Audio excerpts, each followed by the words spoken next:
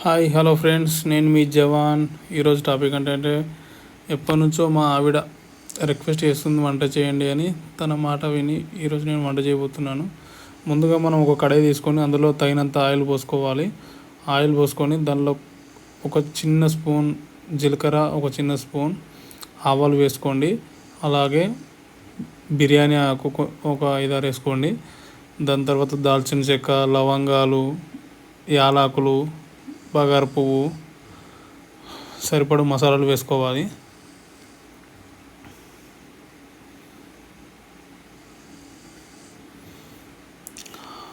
మసాలాలు అవన్నీ వేసుకున్న తర్వాత పచ్చిమిరపకాయలు, ఉల్లిగడ్డలు వేసుకోండి. అవన్నీ వేసుకొని మంచిగా కలపాలి.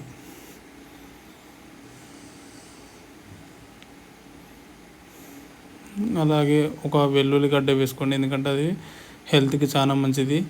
మనము ఎంత వెల్లుల్లి తింటే అంత బాగుంటుంది హెల్త్కి. కరివేపాకు వేసుకొని మంచిగా కలపండి. కలిపి అవి వేగాక మనం ఏదైతే చికెన్ తెచ్చుకొని ఉంటాం కదా, దాన్ని ఉప్పు నీరులో వేసి మంచిగా శుభ్రం చేసుకొని ఒక 2-3 మినిట్స్ చికెన్ ఉప్పు నీరులో ఉంచండి. ఎందుకంటే చికెన్ ముక్క అనేది చాలా స్మూత్గా ఉంటుంది, బాగుంటుంది. మంచిగా కడిగి మనం ఏదైతే మసాలా కడాయిలు ఉన్నాయో అవి దాంట్లో వేసుకొని మంచిగా మసాలాలు చికెన్ ముక్కకి పట్టుకునేలా కలపండి. ఒక 1 మినిట్ అలా కలిపి ఆ మసాలాలు పట్టుకున్న తర్వాత ఆయిల్లో ఒక చిన్న టీ స్పూన్ ఉప్పు వేసి కలపండి. కలుపుతూ ఉండాలి.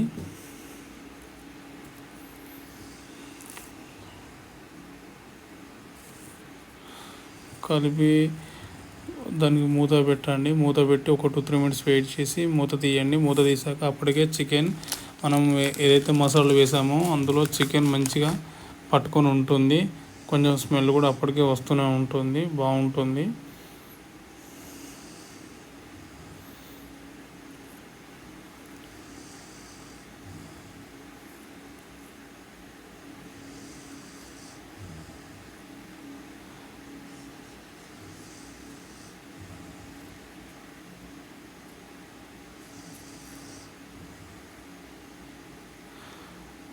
మంచిగా కలిపి ఒక 2-3 మినిట్స్ ఒక 1 మినిట్ కలపండి. కలిపేసి మూత పెట్టాలి. మూత పెట్టి ఒక 2-3 మినిట్స్ వెయిట్ చేయాలి. వెయిట్ చేసి ఒక 1 మినిట్ 2 మినిట్స్ వెయిట్ చేయండి, సరిపోద్ది. వెయిట్ చేశాక మళ్ళీ తీసి దాంట్లో ఒక స్పూన్ పసుపు, ఒక స్పూన్ అల్లం వెల్లుల్లి పేస్ట్ వేసుకోండి. ఎందుకంటే వెల్లుల్లి పేస్ట్ చికెన్ స్మెల్ అనేది రాకుండా మంచి టేస్ట్ ఉంటుంది. మీరు చికెన్ సరిపోయేంత పసుపు వేసుకోవాలి. 1/2 కేజీ 1 కేజీ ఎంతైతే మీరు తెచ్చుకుంటారో దాని క్వాంటిటీ బట్టి మీరు పసుపు అనేది వేసుకోవాలి. వేసుకొని అవి రెండింటిని మంచిగా చికెన్కి పట్టుకునేలా మంచిగా కలపండి.